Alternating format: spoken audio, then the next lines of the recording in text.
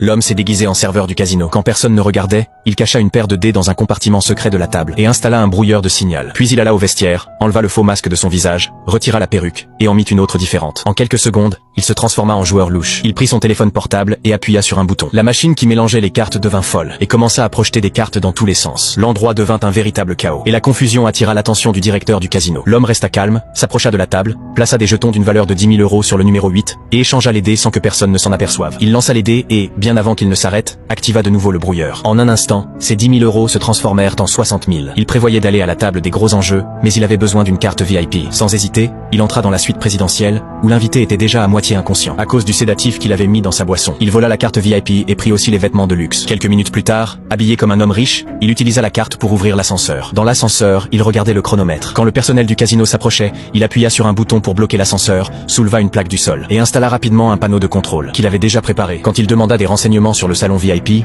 un employé se proposa de l'accompagner là-haut. Dès que l'employé regarda de l'autre côté, l'homme utilisa sa télécommande. L'alimentation de l'ascenseur tomba en panne, et au milieu de la confusion, il échangea le jeu de cartes. Quand l'ascenseur se remit à fonctionner, il sortit calmement, montra la carte VIP, et entra dans la zone des gros enjeux. Là, commença la véritable escroquerie. Il mit des lunettes à rayon X, plaça un pari, et toucha son téléphone. Il pouvait voir clairement chaque carte que le croupier distribuait, mais il ne commença pas par gagner. Il laissa d'autres joueurs gagner quelques parties, pour ne pas éveiller les soupçons. Alors arriva un joueur voyant, plein aux as, l'homme ne remarqua rien d'étrange. Quand les cartes furent distribuées, il misa tout. Le joueur riche accepta le pari, et un autre joueur entra aussi en misant sur le noir. L'homme crut qu'il avait déjà gagné, mais soudain, les images dans les lunettes commencèrent à défaillir. Tous révélèrent leurs cartes, et le croupier poussa la montagne de jetons vers le joueur riche. L'homme regarda bien et se rendit compte qu'il s'était fait avoir. Il se leva pour poursuivre le joueur, mais avant qu'il ne puisse bouger, la sécurité du casino l'arrêta. Il se trouve que le joueur riche était aussi un grand tricheur.